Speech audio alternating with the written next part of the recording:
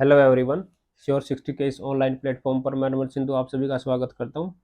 कैसे हैं आप सब? आई होप आप सब अच्छे होंगे, पढ़ रहे होंगे अच्छे से। तो मेडिवल हिस्ट्री की आज हमारी 8वीं क्लास है और इसमें हम अकबर के बारे में पढ़ेंगे। आइए शुरू करते हैं। अकबर ये 1556 से 1605 तक रूल करता है इंडिया के ऊपर। 1556 के अंदर इसके जो फादर हुमायूं की डेथ हो जाती है, उसके बाद ये रूलर बनते हैं।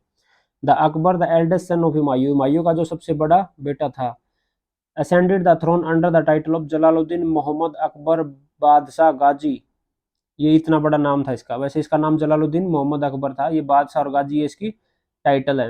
At the young age of 14, ये 14 साल की उम्र में गद्दी पर बैठ गया था, क्योंकि इसकी जो फादर थे उसकी डेथ आकस्मिक हो गई थी, एकदम से हो गई थी। तो ऐसा कोई था ही नहीं कि मतलब ये राजा बनने वाला, ऐसा कुछ भी नहीं था, एकदम से अचानक होगी। उसके बाद इसको बनाना पड़ा था क्योंकि ये सबसे बड़ा बेटा था। एट द एज ऑफ 14 की एज में। एट कलानौर, कलानौर जगह पड़ती पंजाब के अंदर। वहां क्या था, पंजाब के अंदर रिवोल्ट चल रहा था और उस रिवोल्ट को दबाने के लिए बैरम खान जो इनका कमांडर था आर्मी का, और अकबर दोनों ही गए हुए थे। और पीछे से फिर हुमायूं की डेथ हो जाती सीढ़ियों से पड़ के। तो इसका एक बार वहीं की वहीं इसका फिर इसको राजा बनाया जाता है कलानौर के अंदर। एंड हिज ट्यूटर, और उसका जो ट्यूटर है Bairam Khan was appointed as the regent, इसके रिजेंट के तौर पे, इसके रक्षक के तौर पे इसको अपॉइंट किया जाता है बैरम खान को। तो ये अकेला ऐसा सम्राट था जो 2 बार जिसका कोरोनेशन हुआ है। कोरोनेशन होता है राज्यभिषेक। एक तो इसका हुआ था कलानौर, उसके बाद फिर ये दिल्ली आता है और दिल्ली आने के बाद फिर दोबारा से फिर इसका राज्यभिषेक किया जाता है। सॉरी, दिल्ली नहीं, आगरा। आगरा में, दिल्ली पे नहीं था इसका, आगरा। आगरा पे दोबारा किया जाता है। तो ऐसा अकेला रूलर था जो 2 बार इसका कोरोनेशन हुआ है। सेकंड बैटल ऑफ पानीपत, फिर ये पानीपत की सेकंड लड़ाई लड़ी जाती है इसके द्वारा। Was fort between emu, emu के बीच और बैरम खान के बीच। एमू क्या था, हिंदू जनरल ऑफ मोहम्मद आदिल शाह, जो सूर डायनेस्टी था उसका जो रूलर था मोहम्मद आदिल शाह, उसका जनरल था, आर्मी का जनरल था हेमू। और इसका पूरा नाम था हेमू विक्रमादित्य। हेमू विक्रमादित्य। और ये अकबर का रिजेंट था। तो ये लड़ाई एक्चुअल में अकबर ने नहीं लड़ी थी, अकबर की तरफ से बैरम खान ने लड़ी थी और उस तरफ हेमू था। Hemu was defeated captured and slain by Bairam Khan, Bairam Khan के द्वारा इसको हरा दिया जाता है, कैप्चर कर लिया जाता है और उसको मौत के घाट उतार दिया जाता है। तो ये हेमू विक्रमादित्य था, ये लास्ट विक्रमादित्य था। ये इनका एक टाइटल चलता था, तो ये आखिरी टाइटल लेने वाला विक्रमादित्य था। और ये वैसे नंबर के हिसाब से 14 था, 14वें नंबर का विक्रमादित्य था। और पहले नंबर पे था जो, वो था Vikramaditya of Ujjain.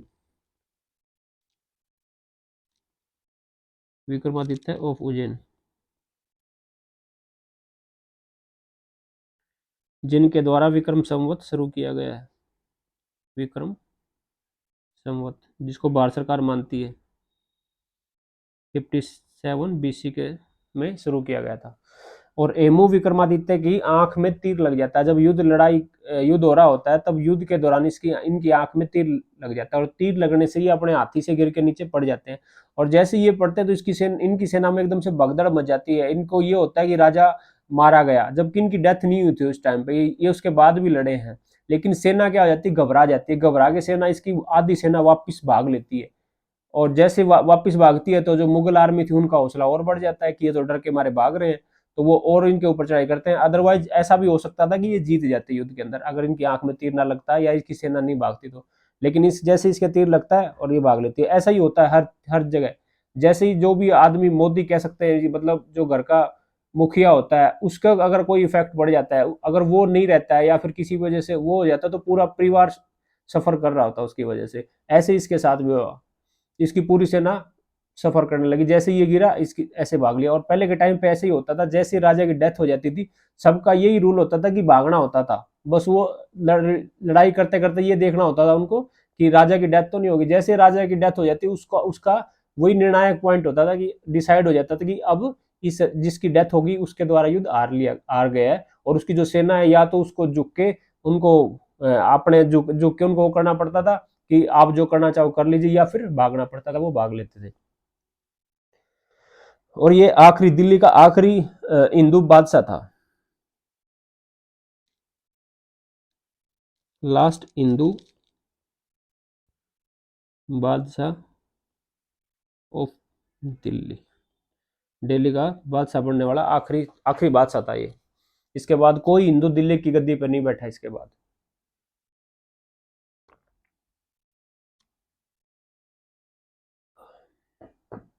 This was ended the Mughal Afghan contest for the throne of Delhi.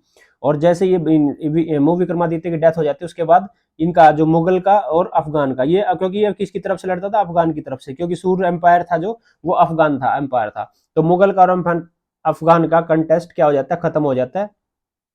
और ये जो किसके, ये गद्दी किसकी फेवर में चली जाती है, मुगल की फेवर में चली जाती है। And ended Akbar to reoccupy Delhi और आगरा। और अकबर दोबारा से फिर क्या कर लेता, रीऑक्यूपाई कर लेता दिल्ली को और आगरा को। Akbar ended the regency of Bairam Khan in 1560। जो बैरम खान है, ये इन्होंने 1556 से 1560 तक 4 साल तक इनके एज ए रिजेंट काम किया। उसके बाद अकबर 18 साल का हो जाता है और उसको लगता है कि अब मैं राज संभालने के लायक हो गया, अब मेरे को ज्यादा इनकी बैरम खान की ज्यादा जरूरत नहीं है, या फिर मुझे किसी के संरक्षण में काम करने की जरूरत नहीं है, मैं इंडिपेंडेंटली कोई भी डिसीजन ले सकता हूँ और मैं युद्ध वगैरह करना है वो भी कर सकता हूँ। तो अब फिर वो क्या करते हैं, टाइटल का जो किंगडम है उसका रेन, जो उसका जो कार्यकाल जो था, वो खुद अपने सेल्फ डिसीजन लेने शुरू कर देते हैं। और 18 साल की एज में ही तो वो अपनी जो गद्दी है उसको संभाल लेते हैं 18 साल की एज में। इससे बैरम खान को बहुत दिक्कत होती है कि अब उनकी जो उनकी कमांड थी वो कमजोर हो गई, या फिर अब उनकी इतनी नहीं चलती जितनी पहले चलती थी। तो फिर ये क्या करते हैं, बैरम खान को दो ऑप्शन देते हैं। बैरम खान को दो ऑप्शन दिए जाते हैं, या तो आप गवर्नर बन जाइए, गवर्नर ऑफ चंदेरी, आप चंदेरी के गवर्नर बन जाइए, या फिर मक्का की यात्रा के लिए, हज की यात्रा के लिए चले जाइए। तो ये क्या करते हैं, बैरम खान मक्का की यात्रा के लिए हाँ कर देते हैं कि ठीक है मैं मक्का की यात्रा ही कर रहा हूँ, मुझे चंदेरी वगैरह का गवर्नर नहीं बनना है। क्योंकि ये इसको गवर्नर इसलिए बनाना चाहते हैं, थोड़ा इनको ये लगे कि भाई सम्मान दिया है अकबर ने, उस सम्मान के तौर पर इनको चंदेरी का गवर्नर बनाना चाह रहे थे। तो जब मक्का की यात्रा पे जा रहे होते हैं तब मुबारक खान के द्वारा इनकी मृत्यु कर दी जाती है।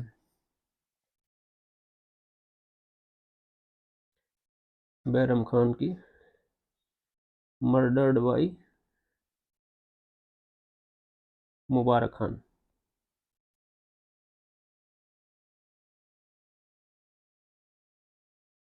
और ये जगह का नाम होता है पाटन। पाटन गुजरात के अंदर जगह है जहां पर इनकी मृत्यु की जाती है, उस यात्रा के दौरान ही, मुबारक खान के द्वारा। फिर इसके बाद अकबर के ऊपर हुकूमत चलती है इनकी फोस्टर मदर की, जो जिस माता ने इसका पालन पोषण किया था, महम अंगा। ये इनकी फोस्टर मदर थी, लालन पालन करने वाली माता, फोस्टर मदर महम अंगा। इनके इन्फ्लुएंस में रहते हैं फिर 1560 से 1562 तक। और आदम खान ये महम अंगा का बेटा था। और जुंटा का मतलब होता है कोई भी जैसे कोप वगैरह होता है, जो भी ग्रुपिंग वगैरह हो जाती है, जैसे मिलिट्री कोप वगैरह है, ये इसको जुंटा बोलते हैं, या जुमला कह ले, जुंटा। तो ये महमंगा और इस आदम खान के उसमें रहा। तो 1560 से 1562 तक 2 साल का जो कार्यकाल इसका, इसको बोलते हैं पेटीकोट गवर्नमेंट। ये पेटीकोट एक वस्त्र होता है जो औरतें डालती हैं। तो इसके टाइम पे महमंगा की चल रही थी, यानी कि औरत की चल रही थी, तो इसलिए इसके जो ये काल होता है अकबर के रेन का, तो इस टाइम के काल को बोलते हैं पेटीकोट गवर्नमेंट, या हिंदी के अंदर बोलते हैं इसको पर्दा शासन।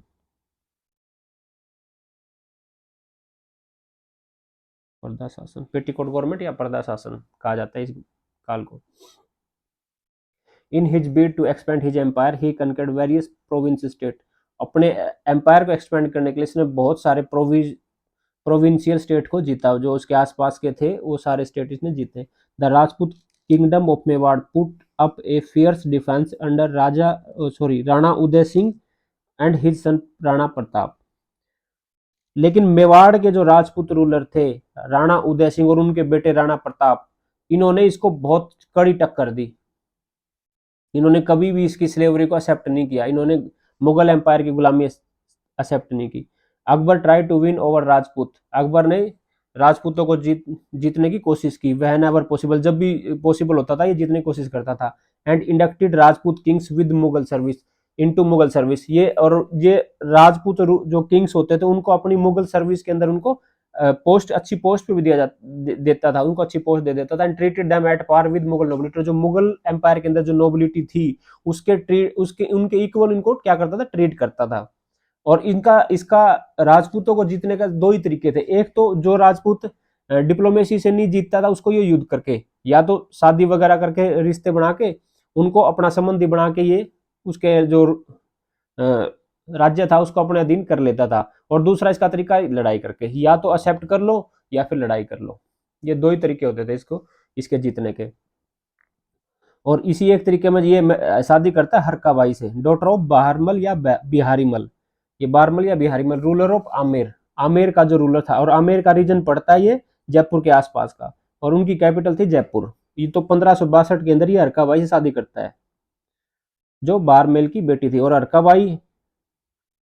हरकाबाई की जगह एक यूज किया जाता है, इसकी ज्यादा यूज होता है जोधाबाई। तो जोधाबाई ये इसकी वाइफ ना होकर ये इसके बेटे की जहांगीर की वाइफ थी। लेकिन नाटक बना रखा है, हरकाबाई का नाम बदल के जोधाबाई रखा रखा है, अकबर जोधा, जोधा अकबर के नाम से नाटक भी आता है, एक सीरियल है। तो इसकी जो रियल वाइफ थी वो हरकाबाई थी, न कि Jodha Bai. Akbar displayed his secular policy, और ये जो जोधाबाई या ये सॉरी अरकाबाई से जो शादी हुई थी, ये अकबर की पहली शादी थी किसी राजपूत क्वीन से। इसके बाद बहुत शादियां की इसने राजपूत क्वीन के साथ, लेकिन ये सबसे पहली शादी थी इसकी। Akbar displayed his secular policy with the Hindus, Akbar ने हिंदुओं के साथ अपनी सेकुलर पॉलिसी को दिखाया। इसने कभी भी भेदभाव नहीं किया कि ये हिंदू है तो मतलब इसने कट्टरपंथी नहीं वो की, ये इसका जो नेचर था वो सेकुलर नेचर का आदमी था ये। Most of the Rajput kings recognize the supremacy of Akbar, ज्यादातर राजपूत राजाओं ने क्या की, इसकी सुपरमेसी को, सुपरमेसी होता है अधीनता, मतलब हम आपके अधीन है और आप हमारे ऊपर जो सुप्रीम कमांडर हैं वो आप हैं, उसको बोलते हैं सुपरमेसी। मतलब जो सुप्रीम कमांडर अपने ऊपर एक्सेप्ट करे, सुपरमेसी इसके एक्सेप्ट की अकबर की। एक्सेप्ट राणा प्रताप सिंह, राणा प्रताप को छोड़ के, और उसका बेटा अमर सिंह को छोड़ के, राणा प्रताप को छोड़ के, जो क्या थे, सिसोदिया राजपूत थे, मेवाड़ के इसका इनका क्लेन जो था, इसका जो वंश था वो सिसोदिया वंश के थे ये मेवाड़ के, और इनकी कैपिटल थी चित्तौड़। तो इन्होंने कभी वो नहीं की, लेकिन ये युद्ध के अंदर राणा प्रताप को हरा देते हैं और चित्तौड़गढ़ के जो फोर्ट है उसको अपने राज्य के अंदर मिला लेते हैं, चित्तौड़गढ़ के किले को।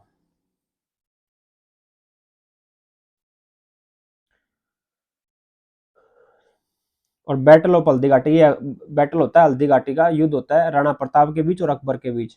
तो ये बैटल ऑफ हल्दी घाटी ये 1576 के अंदर होता है, was fort between Rana Pratap और मेवाड़ के राणा प्रताप के बीच और मुगल आर्मी लीड बाई मान सिंह ऑफ आमेर, आमेर का जो रूलर था मान सिंह, उसके द्वारा मुगल आर्मी को लीड किया जाता है। अकबर इसमें इस युद्ध में खुद नहीं जाता, ये अपने कमांडर, ये मान सिंह था इसका कमांडर था, इसको भेजता है।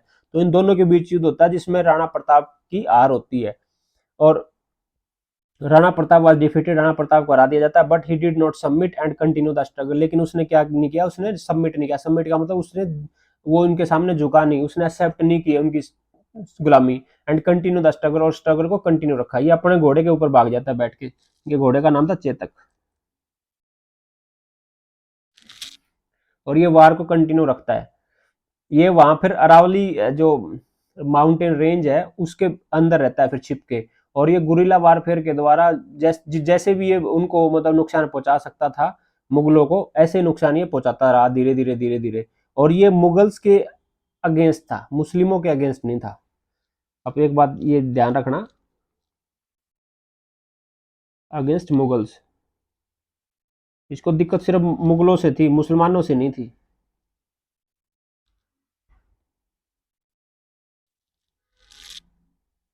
और ऐसा बताते हैं इतना संघर्ष की जिंदगी इन्होंने जी उसके बाद, लेकिन इन्होंने हार नहीं मानी। इन्होंने ऐसा भी मतलब किताबों के अंदर लिखा है कि इन्होंने घास की रोटी बनाई, इनको मतलब रोटी के लिए भी कुछ नहीं मिला था अनाज, तो इन्होंने क्या किया, घास की रोटी बनाई थी। लेकिन ये वही कहावत है, कह रहा शेर भूखा मर जाता घास नहीं खाता, वही काम हुआ इन्होंने, लेकिन एक्सेप्ट नहीं किया। इन कैसी भी कंडीशन के अंदर इन्होंने रहना एक्सेप्ट किया, बजाय कि अकबर की स्लेवरी की। क्योंकि अगर ये कर भी लेते तो अकबर इसको इनको बहुत अच्छा पद भी देता, सम्मान भी देता, सब कुछ, लेकिन इनको मुगलों से दिक्कत थी तो थी, इन्होंने कभी एक्सेप्ट नहीं किया। As a revolt against the orthodoxy and bigotry of religious priest, Akbar proclaimed a new religion Din i इलाही इन 1581। ये 1581 के अंदर नया एक धर्म इंट्रोड्यूस करते हैं, दीन ए इलाही। किसको वो करने के लिए, किसके अगेंस्ट में, एक रिवोल्ट के तौर पर, एक रिवोल्यूशन के तौर पर अडोप्ट ये इंट्रोड्यूस करते हैं। क्योंकि जो जितने भी धर्म थे उनके अंदर रिलीजियस जो प्रीस्ट थे, जो पुजारी थे, उन्होंने क्या इंट्रोड्यूस कर रखा था, ऑर्थोडॉक्सी और बिगोटरी, कट्टरपंथी, उन सभी चीजों को वो करके, जो जो हर धर्म के अंदर अच्छी अच्छी चीजें थी वो सारी चीजें इसने मिला के इसने एक नया धर्म इंट्रोड्यूस कर दिया, दीन ए इलाही। और इसके चीफ काजी बनाए गए थे अबुल फजल को, दीन ए इलाही का चीफ काजी अबुल फजल, अबुल फजल को चीफ काजी बनाया गया। The new religion was based on synthesis of value taken from several religions, जो अनेक धर्मों से जो वैल्यूज थी, जो अनमोल चीजें थी, उनके सिंथेसिस से इसने बना। सिंथेसिस का मतलब होता है उन सारी चीजों को मिला के, किसी चीज को मिला के जो चीजें बनती हैं, उसको प्रोसेस करके जो चीजें बनती हैं, तो सारी वैल्यूज को सिंथेसिस करके इसने नया धर्म बनाया था। और सारे धर्मों से इसने अच्छे अच्छे पॉइंट लिए थे, चाहे वो हिंदू धर्म हो, इस्लाम हो, जैनिज्म हो या क्रिश्चियनिटी हो, सबसे इसने अच्छी अच्छी बातें उसके अंदर डाल दी थी। और इसका क्या तरीका रहता था कि इसको कोई भी एक्सेप्ट कर सकता था, बस संडे वाले दिन इसको एक्सेप्ट कर सकता था, अल्लाह अकबर कह के, अल्लाह अकबर, अल्लाह अकबर बोल के संडे वाला, संडे का दिन होता था जब कोई भी इसको एक्सेप्ट कर सकता था। और इसके दरबार में इसने नई चीज एक इंट्रोड्यूस की, ये अग्नि 24 घंटे आग जलाई इसने दरबार के अंदर, क्योंकि हर जो भी इसको अच्छी चीजें लगी सभी धर्मों में इसने एक्सेप्ट कर ली। इसके दरबार के अंदर 24 घंटे आग जलती थी। और जो अग्नि है ये है सिंबल किसका, जस्टिस का, हिंदू धर्म के according.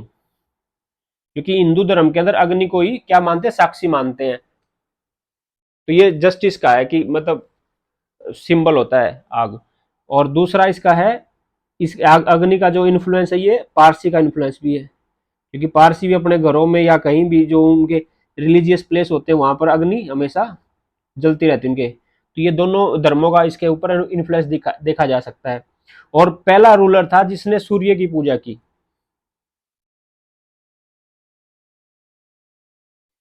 First ruler who worshipped सूर्य, सूर्य की पूजा करने वाला पहला रूलर था। और पहला मुगल रूलर था जिसने गाय गौ हत्या के ऊपर रोक लगाई, या फिर जो उसका मांस होता है बीफ का यूज करने के ऊपर पाबंदी लगाई। फर्स्ट रूलर नहीं था ये, पहला मुगल रूलर था, first Mughal who band on cow slaughtering, slaughtering का मतलब होता है हत्या, एंड यूज ऑफ बीफ, जो गौ मांस होता है, गौ मांस होता है उसको बीफ बोलते हैं, जैसे सुअर के मांस को बोलते हैं हम पोर्क। और जो ये मुर्गा होता है इसके मांस को बोलते हैं चिकन, है ना। और बकरे के मांस को मटन कहा जाता है, तो ये गाय के मांस को बोलते हैं बीफ।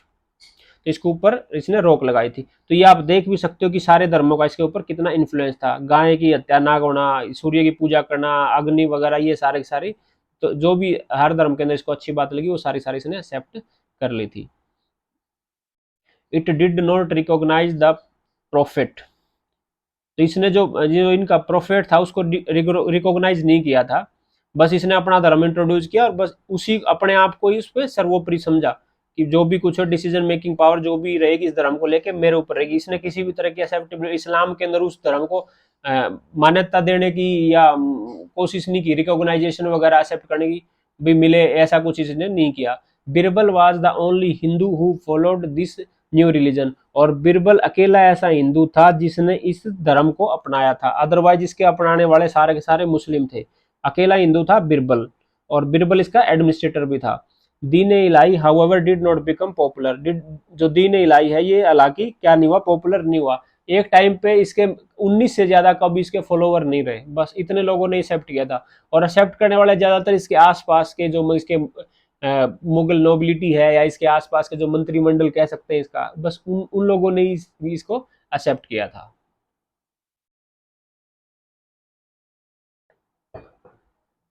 अकबर बिल्ट फतेहपुर सिकरी, इसने फतेहपुर सिकरी एक जगह है आगरा के पास, उसका किला बनाया था। आगरा का किला बनाया, Lahore fort, Allahabad fort and Humayun tomb at Delhi, Delhi के अंदर हुमायूं का मकबरा भी बनाया। ये हुमायूं का मकबरा अकबर के काल में बना, इसलिए इसके उसमें लिखते हैं कि ये किसने बनाया, हुमायूं ने, सॉरी अकबर ने। अदरवाइज ये हुमायूं का जो टॉम है, अगर ये इंडिविजुअली पर्सन पूछा जाता है तो उसमें हाजी बेगम इसका आंसर रहेगा, हाजी बेगम। ये स्टेप मदर थी, हुमायूं की वाइफ थी, लेकिन इसकी अकबर की स्टेप मदर थी, सौतेली माँ थी, क्योंकि इनकी असली रियल जो माँ थी जिन्होंने इनको जन्म दिया था उनका नाम था हमीदा बानो बेगम, हमीदा बानो बेगम।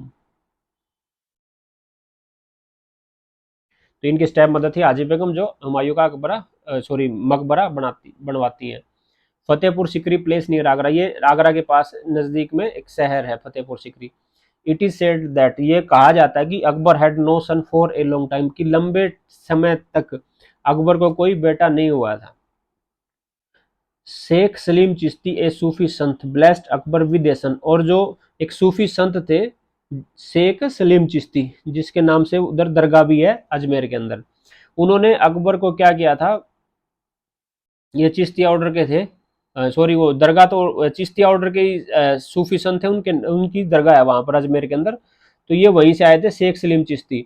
उन्होंने अकबर को वरदान दिया था पुत्र का, कि पुत्र तुम्हें प्राप्त हो जाएगा, हु वाज नेम्ड, और उसके वरदान से इनको पुत्र इनके घर में पैदा भी होता है तो उसका नाम उनके नाम पे ही रख देते हैं सलीम, तो उसका नाम सलीम रख देते हैं। और ये प्यार से उनको शेखो बाबा बोलते थे, जिसका जो बाद में जहांगीर के नाम से भारत का सम्राट बनता है, भारत का बादशाह बनता है शेखो बाबा, ये प्यार से बोलते शेखो बाबा, अदरवाइज उनका नाम था Salim. In the in honour of Salim Chishti, Salim Chishti के ऑनर के अंदर ये क्या करते हैं, Akbar shifted his court from Agra to Fatehpur Sikri, ये अपनी जो दरबार था इसका कोर्ट था इसको क्या कर देते हैं आगरा से फतेहपुर सिकरी के अंदर शिफ्ट कर देते हैं। लेकिन बाद में फिर फतेहपुर सिकरी से वापस आगरा ले आते हैं, वहां पानी की शॉर्टेज हो जाती है, क्योंकि आगरा यमुना नदी के किनारे पड़ता है। तो आज का जो सिस्टम है पाइपलाइन वगैरह उस टाइम पे नहीं होता था, इतना इतना डेवलप नहीं हुआ था। तो वहां पानी मतलब लेबर के द्वारा ही लाया जाता था, जैसे मटके वगैरह लेके जाओ और भर के लाओ किसी भी अपने बर्तनों के अंदर, तो ऐसे लाया जाता। तो आगरा जो था वो इसके किनारे पड़ता था यमुना नदी के, लेकिन फतेहपुर सिकरी थोड़ा दूर पड़ जाता, तो वहां पानी की शॉर्टेज हो गई थी, जिसकी वजह से इसको मजबूरन वापस फिर आगरा शिफ्ट करना पड़ा था अपना कोर्ट।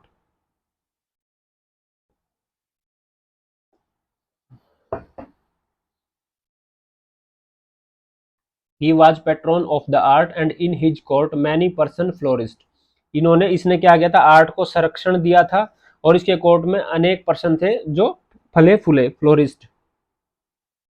इसके नवरत्न मेन इंपॉर्टेंट हो जाते हैं, नवरत्न, नवरत्न मतलब 9 ज्वेल्स ऑफ अकबर, अकबर के 9 रत्न। तो पहले नंबर पे आता है बिरबल, जो एडमिनिस्ट्रेटर था इसका, जिसका जो कह सकते हैं इसका महामंत्री था, और इनका रियल नाम था महेश दास, बिरबल का रियल नाम महेश दास। और ये अकेला ऐसा हिंदू भी था जिसने दीन इलाही को एक्सेप्ट किया था। और अकबर बिरबल की तो काफ़ी स्टोरीज इतनी पॉपुलर भी हमने पढ़ी भी बहुत है, सुनी भी बहुत है। अबुल फजल दूसरे नंबर पे आता है, अबुल फजल, ये इसका स्कॉलर था, विद्वान था और स्टेटमेंट्स भी था। ये वजीर भी बनाया था, अकबर का वजीर भी था ये, वजीर ऑफ अकबर। और अकबर की जो बायोग्राफी है ये यही लिखता है, अबुल फजल के द्वारा लिखी गई है। बायोग्राफी ऑफ अकबर, अकबर की बायोग्राफी किस नाम से है? अकबर नामा, अकबर नामा, अकबर की बायोग्राफी अबुल फजल के द्वारा। जो फैजी था ये अबुल फजल का भाई था, और अकबर ने इसको अपने बेटे का क्या बनाया था? टीचर बना दिया था कि आप उसको शिक्षा देंगे। और टीचर का मतलब ये नहीं था कोई ये कोई एसएससी की तैयारी करा रहा था उसको, या कोई साइंस बैठ के पढ़ा रहा था, नहीं। सारी चीजें जो भी तलवारबाजी करना है या घुड़सवारी सीखना है या कोई भी ज्ञान देना है, वो सारी चीजें वहाँ टीचरों के द्वारा किया जाता था। उस तरह के टीचर होते थे उस टाइम पे।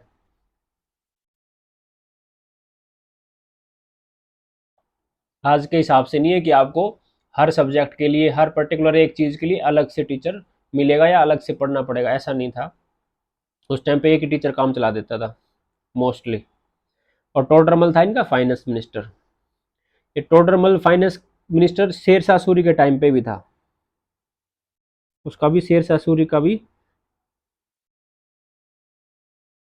फाइनेंस मिनिस्टर टोडरमल ही था। और इसने क्या इंट्रोड्यूस किया था? टोडरमल सेटलमेंट, टोडरमल सेटलमेंट, या जिसका नाम था दहसाला सेटलमेंट। जो 10 साल के लिए जमीन का लैंड रेवेन्यू था वो फिक्स किया जाना था 10 साल के लिए, उसको बोलते हैं दहसाला बंदोबस्त।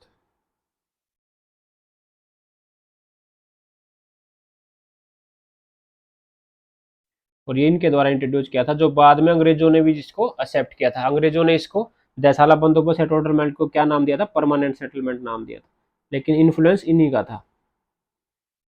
परमानेंट सेटलमेंट ये ब्रिटिशर के टाइम पे हुआ था।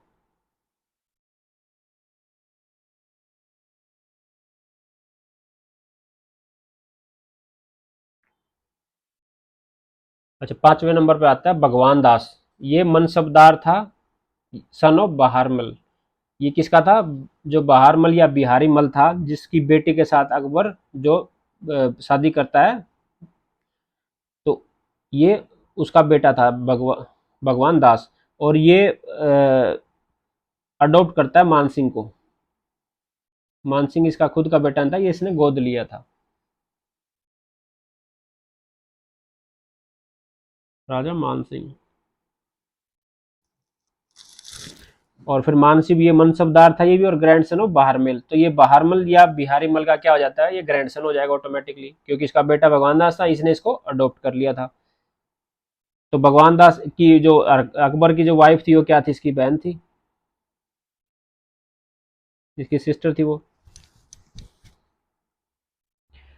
अच्छा, फिर आता है 7वें नंबर तानसेन। तानसेन बहुत जबरदस्त म्यूजिशियन था, ग्रेटेस्ट कह सकते हैं, सबसे जबरदस्त म्यूजिशियन था इसके कोर्ट में। और इसका रियल नाम था राम तनु पांडे।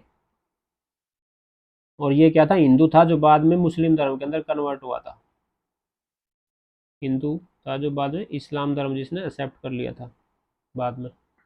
और अकबर ने इसको टाइटल भी दिया था मियान का।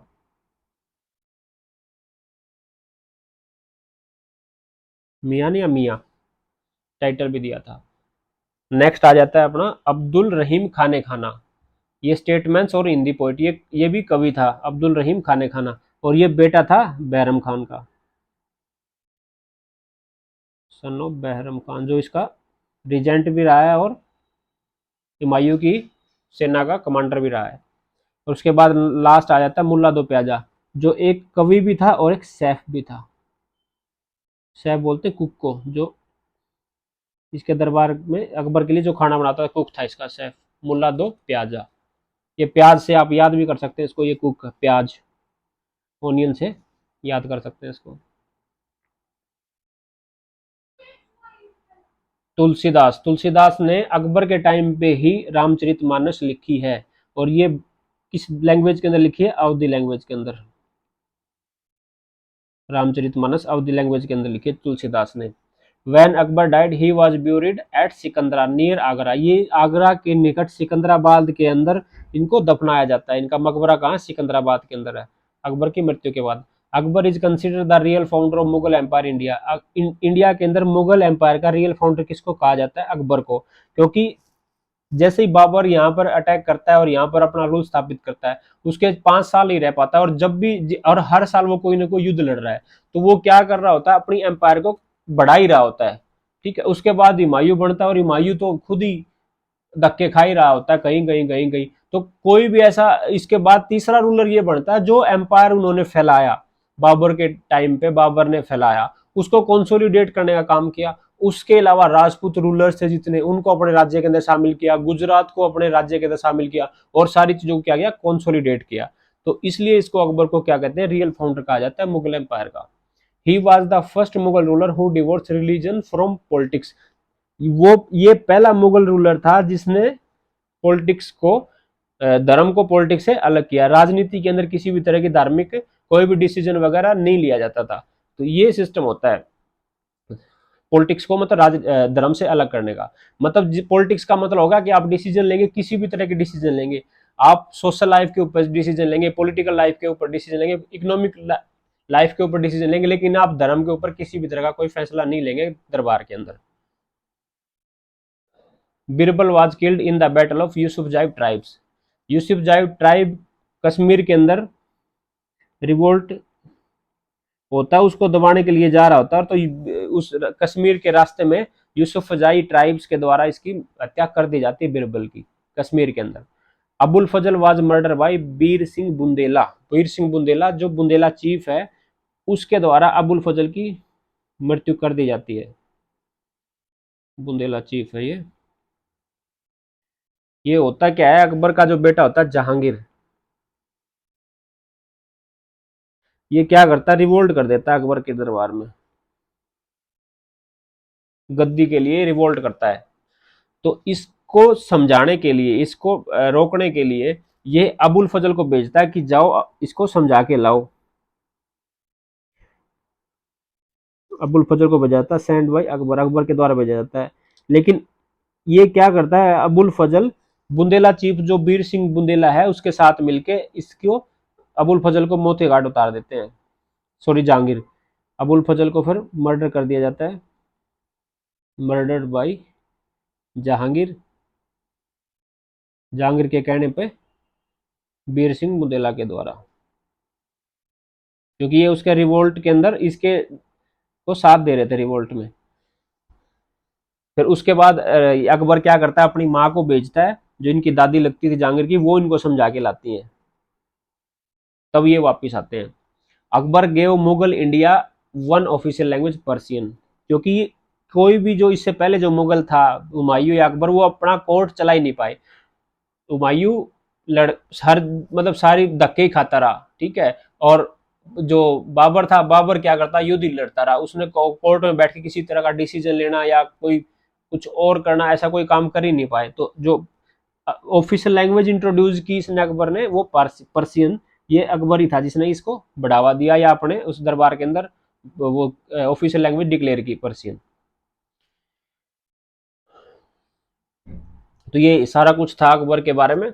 और ये आप याद कर लेना, जितना भी सबसे बढ़िया दे रखी है, मैं कह सकता हूँ, जो मेडिवल हिस्ट्री है, या पूरी हिस्ट्री भी कह सकते हैं, पूरी हिस्ट्री के अंदर मेडिवल हिस्ट्री लुसेंट के अंदर बहुत अच्छी दे रखी है।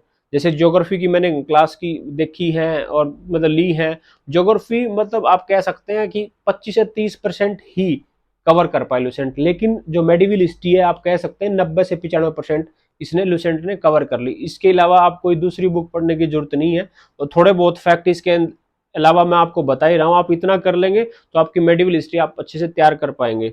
और इसके अलावा एमसीक्यू तो है ही, एमसीक्यू कर लेंगे तो फिर आप सारी आपकी मेडिवल हिस्ट्री कवर हो जाएगी। और इससे एक पर्सन आ ही रहा है, चाहे वो दिल्ली सल्तनत से आए या मुगल पीरियड से आए, हर पेपर के अंदर आप देखोगे एक एक पर्सन इसके अंदर आ ही रहा है। और अब तो नंबर ही 3 का हो गया है, तो आप समझ सकते हैं कितनी जरूरी हो गई है। मतलब एक पर्सन आ गया मतलब 3 नंबर आपके सिक्योर हो जाएंगे। चलिए अभी के लिए विदा लेता हूँ। Thank you. जय हिंद।